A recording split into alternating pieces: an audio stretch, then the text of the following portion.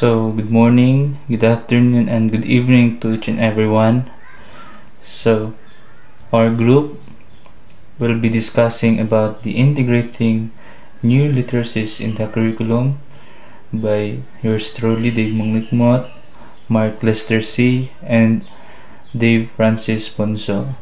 So, this is our learning outcomes. Number 1, discuss the concept of integrated curriculum, identify lessons or course discipline that may be appropriate for curriculum integration, analyze research abstract on curriculum integration and its implication on teaching learning process. So before we go deeper to our discussion, let's have a prompt question. What is integration? For you, what is integration? Okay. So some of you might say integration is all about to implement.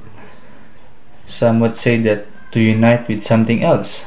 And also someone would say it is combination or corporate. So integration is truly to implement, not just to implement, to unite with something else.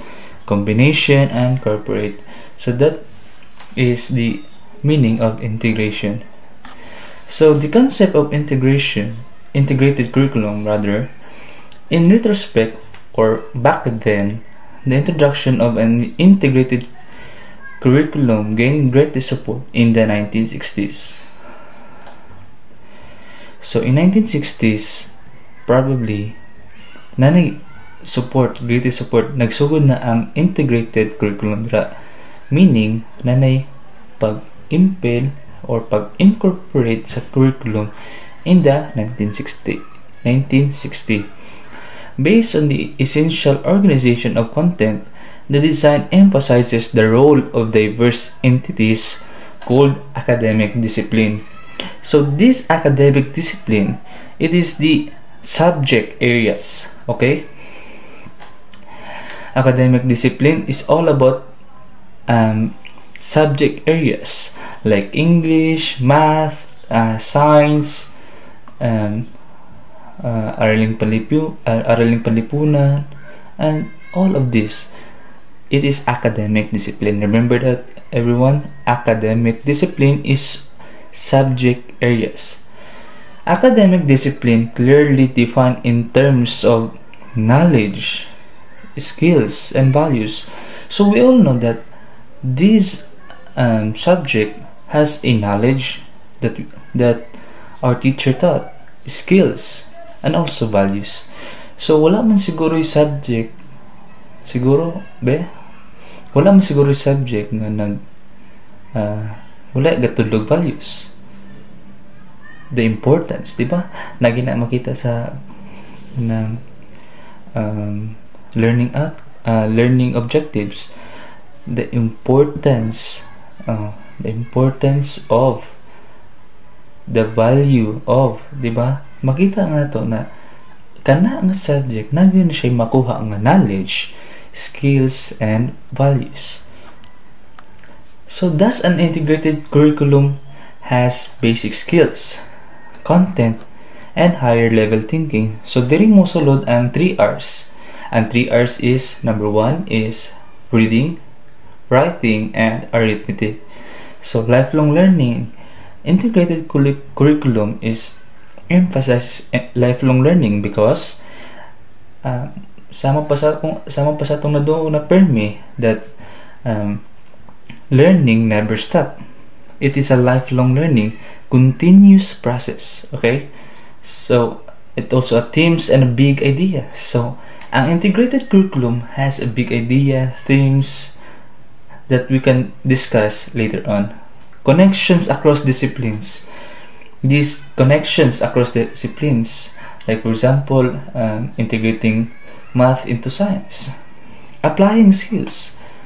These are the psychomotor event that involves the muscles, the motor skills, real life experiences like art, like for when we are going to have a symposium, just something like that, to real life experiences, captivation and challenge, also deeper understanding. So we all know that as a 21st century, we should also know that we have a deeper understanding. Varied instruction because our our our students nowadays, our learners, have a what different different kung saan nila pag learn, different learning styles. So we have to incorporate varied instruction. And last is multiple intelligence.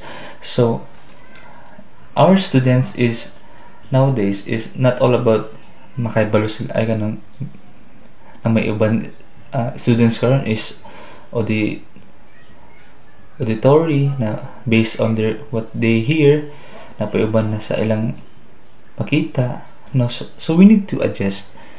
Okay, next, approaches to integration. The Association for Supervision and Curriculum Development in 2004 presents 3 approaches to integration, and these are multidisciplinary, interdisciplinary, and transdisciplinary.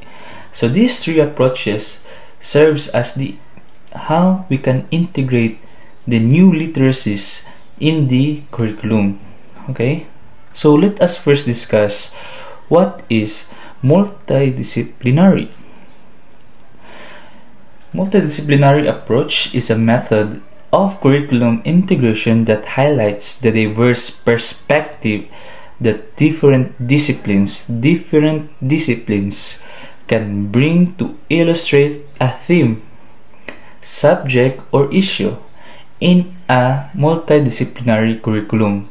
Multiple disciplines are used to study the same topic. So when we hear multidisciplinary, so comes from the word multiple, so it is daghan na siya, no? Marami siya. So ang multidisciplinary is a approach that involves different disciplines, different subjects, okay, that bring to illustrate a theme. In a theme siya. So different disciplines ang nakapalibot but in a theme. Okay? Sabtan ba? So muna itong example.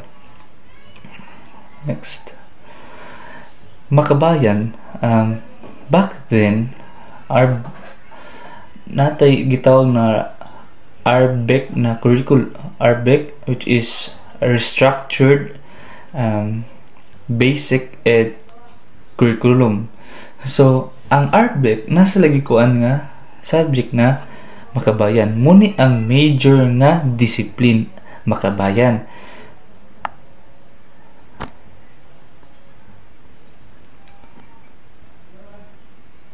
So muna ang Makabayan, no? Kana muna ang major discipline. Kaning araling panlipunan, TLE, values education, MAPE, muni ang sub-discipline sa Makabayan. So muna ang mga sub-discipline sa Makabayan. So di ba back then we are in elementary, di ba natay subject nga Makabayan? Dito na ay araling panlipunan.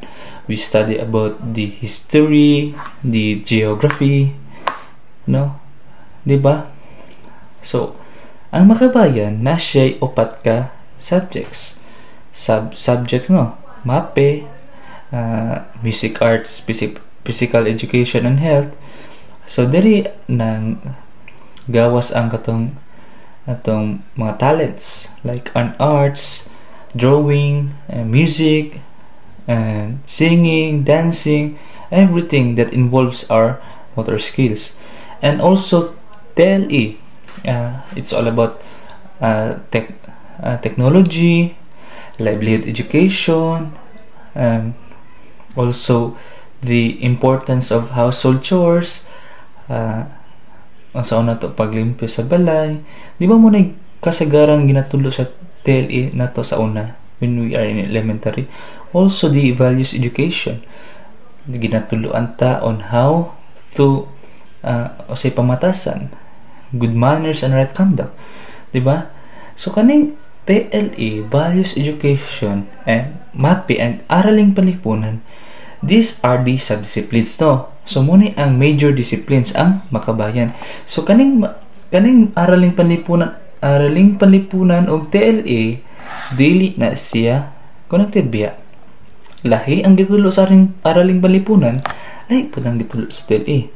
Also sa MAPE, di ba, more on music, arts, di ba ang araling palipunan kay more on history, more on geography. So lahi siya. So atong masabtan sa multidisciplinary approach is multiple, daghan nga subjects. Remember that, daghan nga subjects that combine in order for the students para mapadali, di ba, makabayad. Sa una ginatotal pa ang grado ng ilagan na values education, ginaad, and then divided by 4 muna imong grado sa makabayan. So muna ang multidisciplinary approach. So next one is intradisciplinary approach. So diri na to makita kung ang multidisciplinary nagpalibot sa iya is mga subjects within a major subject which is makabayan. In intradisciplinary approach, meaning intra nasa sulod. So intra nasa sulod. So when we are teaching science, di ba nandira ang biology, ang chemistry, physics, earth science. So before kamo adto sa biology, di ba sa atong first year is more on biology, di ba ginatulan to sa biology, di ba, the study of living and non-living things, no, about life. So muna ginatulo sa to sa grade 7 before ta mo ambak sa lain nga subtopics sa atong subject na science. Dapat familiar ta na, di ba, grade 7 biology, I don't know, but sa grade 8 mo is gituduan mig earth science about sa mga planets, asteroids, no, di ba? Sa grade 7 pa lang dili na sila ginauban, but kailangan nga na kay foundation, kibalik kay balo na ka sa grade 7 unsa ang biology. Dili ka kailangan mo ang pas chemistry, physics, earth science, di ba? Sa una kay biology ang ginatulo sa grade 7, pag grade 8 na to earth science, tapos grade 9 physics, chemistry, di ba? Ang intradisciplinary dili siya subject, di ba, nga may math, English wala. It is the part of the science, earth science. For example, math, di ba, math na adra ang algebra, geometry, about sa mga XX, no, di ba, na math dira, kita muna ang math. Imagine mo na ang math, kita math na siya, math. Tapos di ba ang subtopics is about sa kanang geometry, dira is all about sa algebra, dira sa uban, di ba, by year level siya ga-focus, di ba? Muna ang intradisciplinary, so dili siya involve og laing subjects, but within, remember that, within the subject. Like English, di ba, sa atong English ginatuluan ta og kanang oral communication, about reading, about writing, no? So dili walay apil ang ubang subjects. So muna ang intradisciplinary approach. Now let's move on to the interdisciplinary approach. It involves considering different points of view, comparing and contrasting them apart from self-cultivation and critical thinking, evaluating perspective and topics along diverse subject areas can be a great motivation to explore new interest. So more on critical thinking siya, evaluating perspective and topics along diverse subject areas. Diverse subject areas. Remember, diverse subject areas.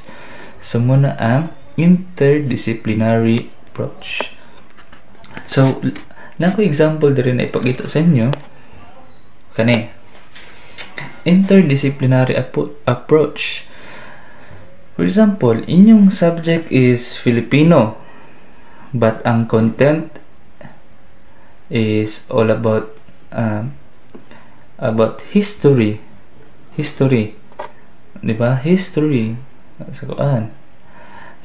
of the President of the Philippines. Di ba nga ng history is inaraling panlipunan?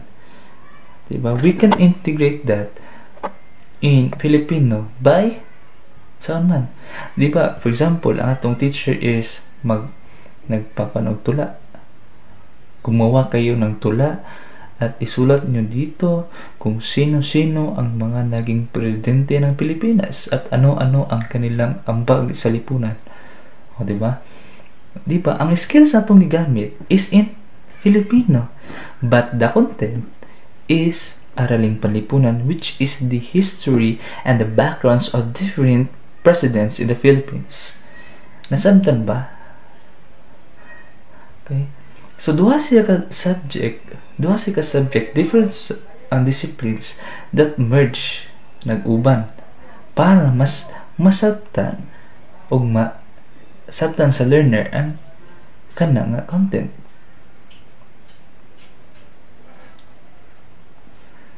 For example, ang atong content is science.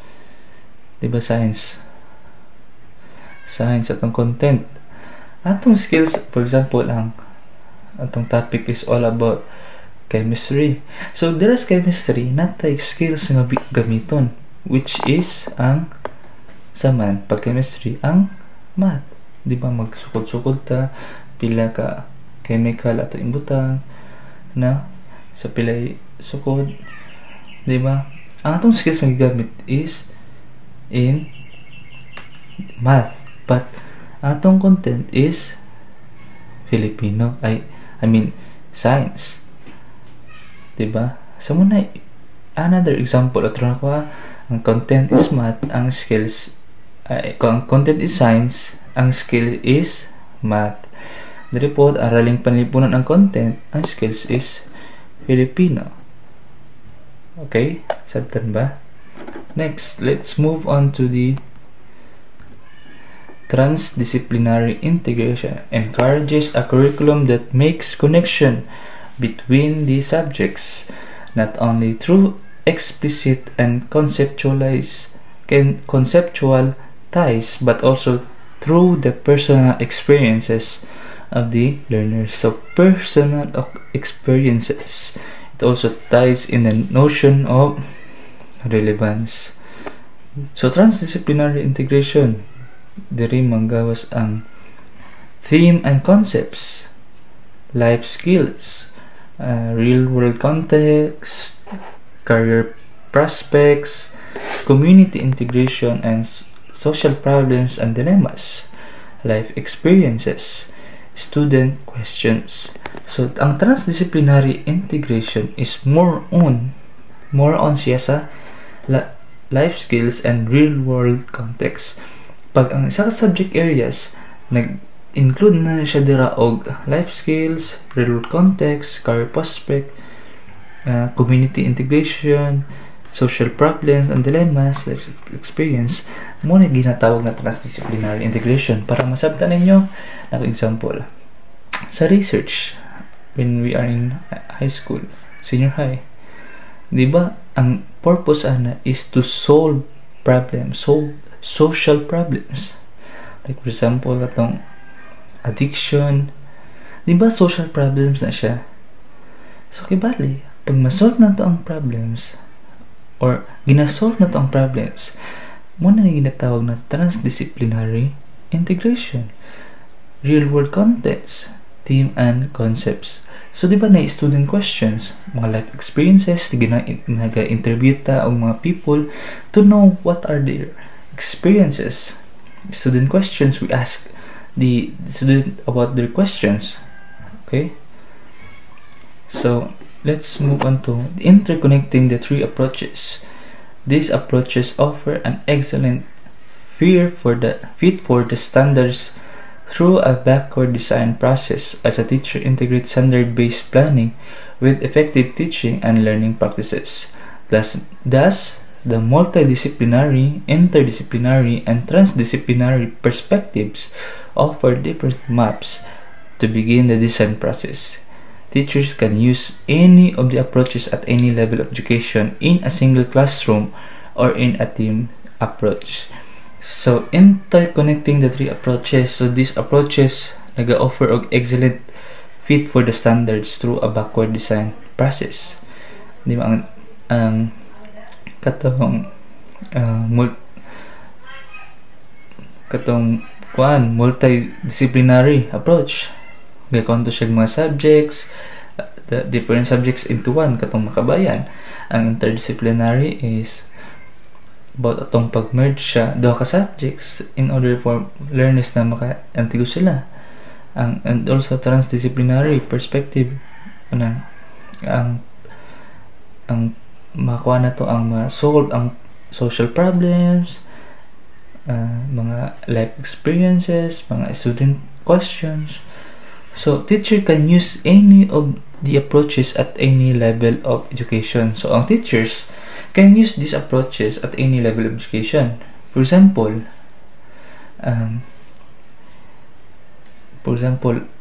in Filipino or atong imong ginatuluan is Filipino, so pwede ka collaborate with araling panlipunan teachers para in order na makabalo ka unsa imong the way you teach. For example, imong topic is all about kanang sa araling panlipunan is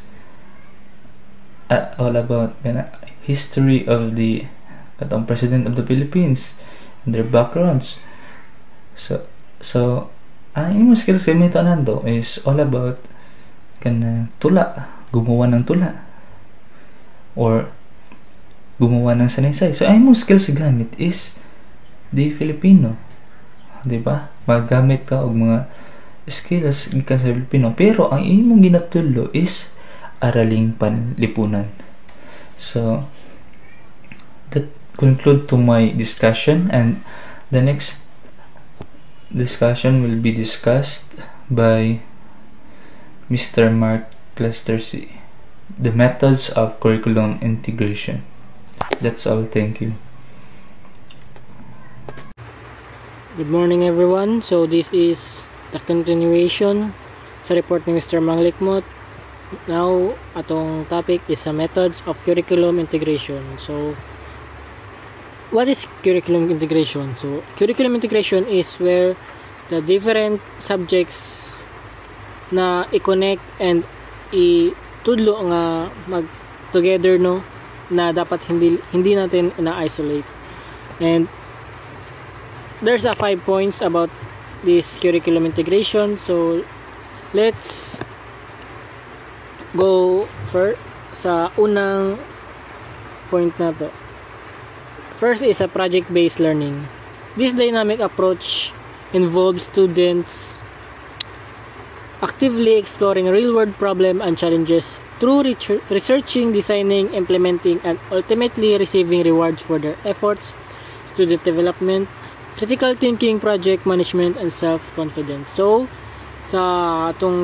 if mahimo na ta, if one day na ma-teacher ta or ma-apel jining na atong project-based learning na this is where na dapat na iisa na to ang mga estudyante na tagaan na to silag time or tagaan na to silag task na ma-explore bito sila or mga makasolve sila mga sa mga kanang mga problema bitaw nga ganahan sila na challenge sila, and tagaan sila kuan ka nang mahimo sila nga creative sa ilang mga activity, no? Dapat apil na sila, and of course naman na jay makareceive sila award na sa ilang effort, like para papagana bitaw nga kung mahuman na nila or task nila na ay effort nga na sila ma-receive, no, nagikan sa teachers. And second is service learning. Service learning combines classroom learning with community service projects. Students participate in this project, reflecting on their experiences and linking their academic knowledge to real-world issues. This fosters social responsibility and a deeper understanding of the subject matters.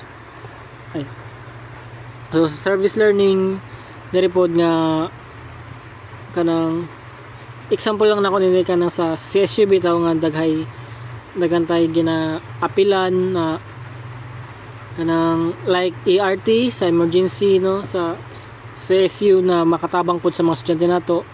And of course, napod sila ma-learn and napod sila matabang sa community service na nasa eskwelahan nga gina-offer sa eskwelahan. And of course, katong sa ART like gamit sila lalo sa mga kanang mga earthquake bitaw or na mga kanang mga nasamdan, no. So isa pod na sa mga issue na makatabang bitaw na para sa eskwelahan, and na po sila responsibility and deeper understanding ana nga matter nga ilang na giapila na sila masabta na sila magamit nila puhon or na, if na ay mga mahitabo man gali.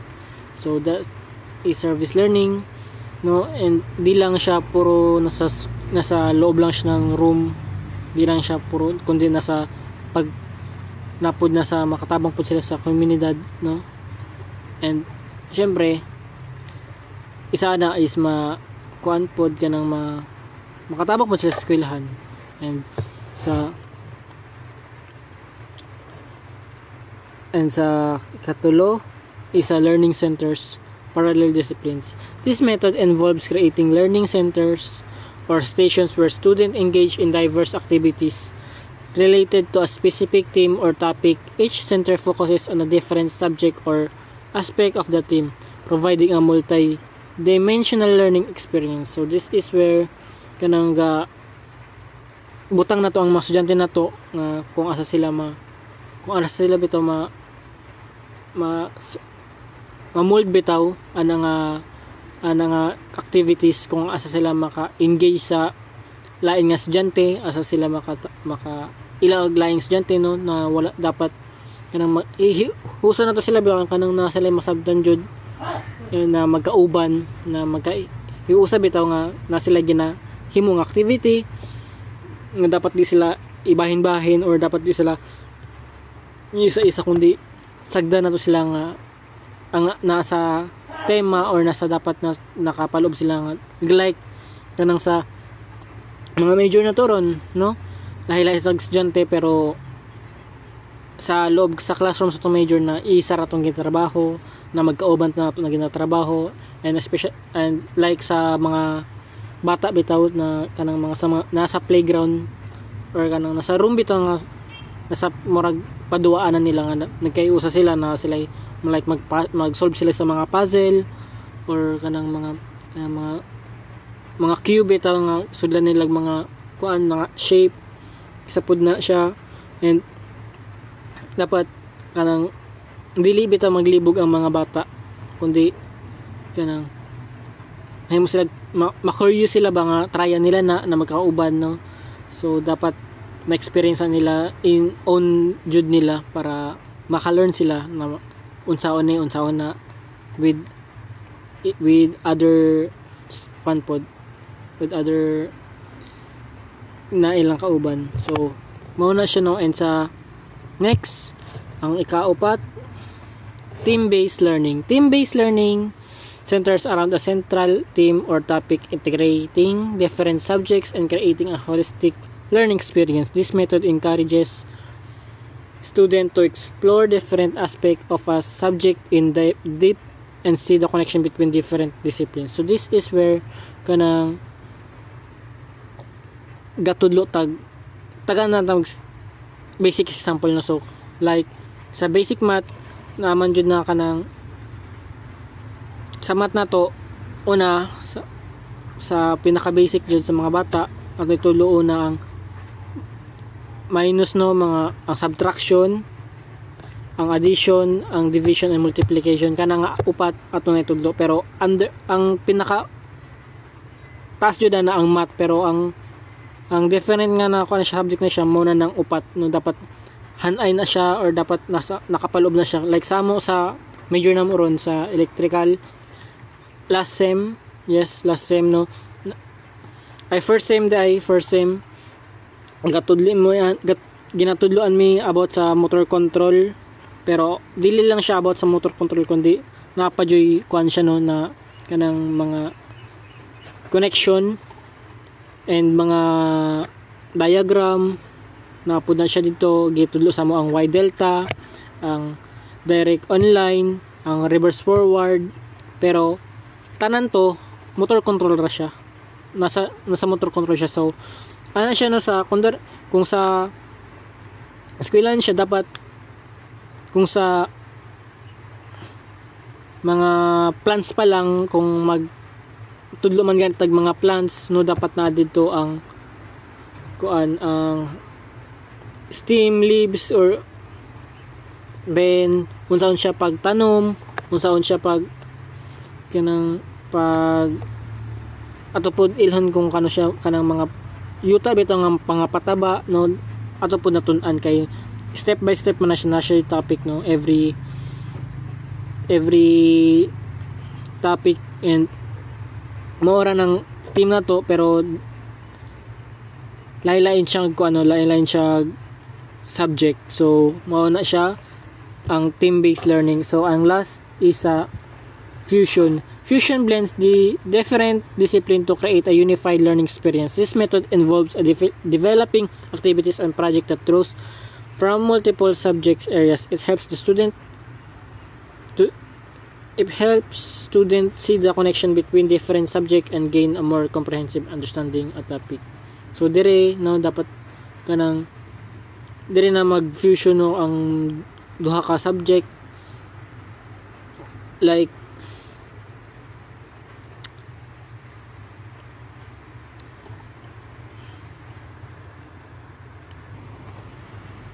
so ang fusion is diha na to na ko ano sa kanang i-blend bitaw tanang ang lahi-lahi nga learnings na to, ay lahi nga na topic sa isa ka subject no. Yes, and kanang like tagan mo kanang sa history no, sa nadira ang nalaylay na sa like sa history na ilang mga works, na ilang mga nadira ang kanang nadira ang kanang art, nadira ang kanang poems no, na ilang gipanghimo especially sa diri sa kang Rizal, yung mga books, kung iyang life no, and different pa na matter. And muna ang fusion no, na dili lang ang kanang muday pa jud ta sa unsay kay lahi man na siya topic good. And example lang po nako nang sa kining fusion, example lang ko na siya sa kung naman ganing musician no, na example lang po na ko siya sa scale no, dapat kabalo po sa chord, kanang kabalo ta mo ba dapat ato po natun-an ng mga kung paano magbasa no, like sa mga theory no, music theory, dapat mawjud na ang naka under sa music no, dapat muday pa jud ta. And sa like no, dapat sa lahi-lahi nga na subject, dapat lahi-lahi po siya nga murag branches bitaw na tong kaon. So mo to ang sa integrated curriculum. So proceed ta sa next reporter nga si Dave Bunso. Okay, good day everyone. So this is continuation about the topic ni Mark C. My topics are about other types of integrating curriculum. So integrating curriculum means it is a valuable approach to learning that helps students develop deeper understanding around them, which promotes critical thinking, creativity, and real-world experiences. Muna siya ang integrating curriculum. So, for you guys, ano sa maning curriculum? So, we all know do nga kaning curriculum is a central guide for all students or educators for teaching learning experiences, or someone says it is a set of courses or total learning experiences of the students in education, or a syllabus, or a totally students experiences in the educational process. So mo nang curriculum no. So here we have four types of integrated curriculum. The first is connected curriculum. This is when topics surrounding disciplines are connected, which allows students to review and reconceptualize ideas within a discipline. However, it has a shortcoming because the content focus still remains in one discipline. So kaning connected curriculum kuno daw is that teacher makes a connection within single subject or areas. So kaning connected curriculum is something that integrates skills within the subject, and also it focusing or highlighting the interaction about the concepts, topics, ideas in the discipline that you are teaching to your student. So, and also this connected curriculum, it is something that is focusing in interconnectedness within the teachers and students. For example, kaning mag-teach ta sa kanang history class, studying the Philippine history, kung sa tong mga pangyayari sa una. Why do we need to study the Philippine history? So, para sa inyo guys, why do we need to study the Philippine history? First, we need to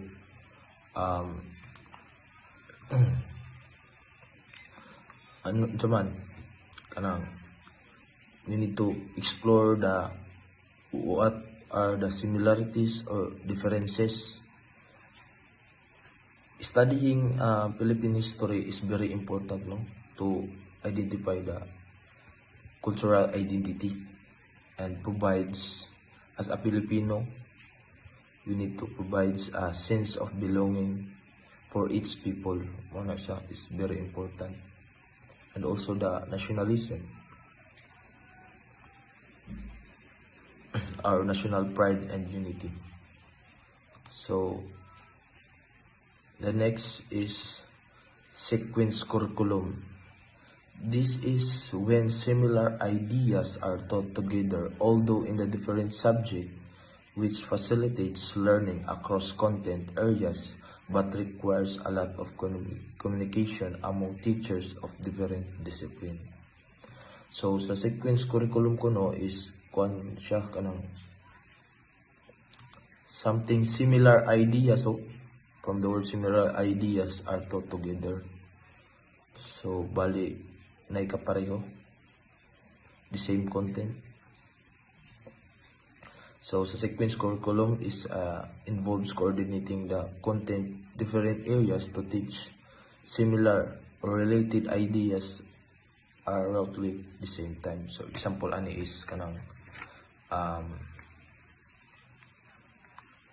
math teachers and science teacher.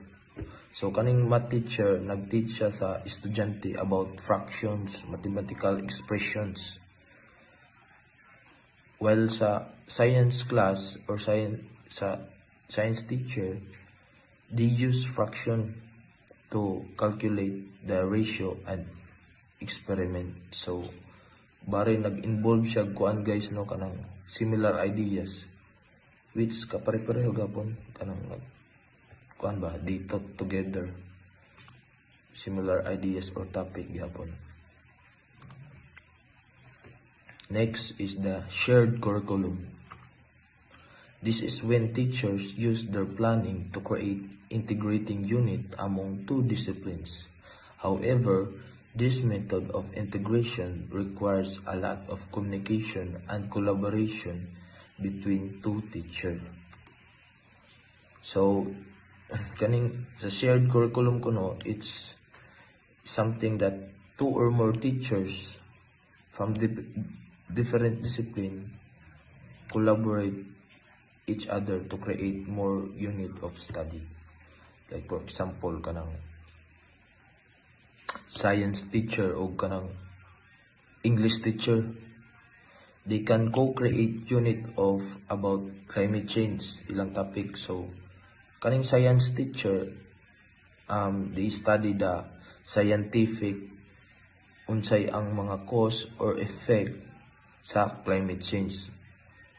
While sa English teacher naman or English class, they write essay about kung unsay mga solution about sa climate change, unsay ito'y mga problema nga angay sulbaran. So, mao na siya sa shared curriculum.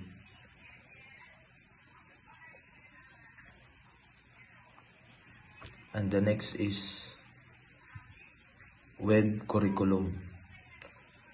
This is when teacher decides to base all subject around the central theme, which motivates students to see the connection to the theme within the different subject.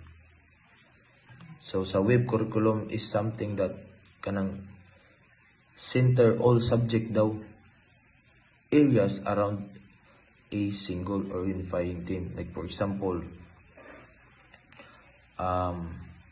kanang ang eskwelahan mag-focus or gipili nila ang to be more sustainability ang ilang central theme. So in connection sa science na is students might learn about ecosystem or the climate change, while sa uban subject or areas nga like social studies might explore the environmentals kung unsa ang mga policies and social justice or issues. So kung sa art na pod nga discipline or kanang area, they might create project, raise awareness about environmental problems. So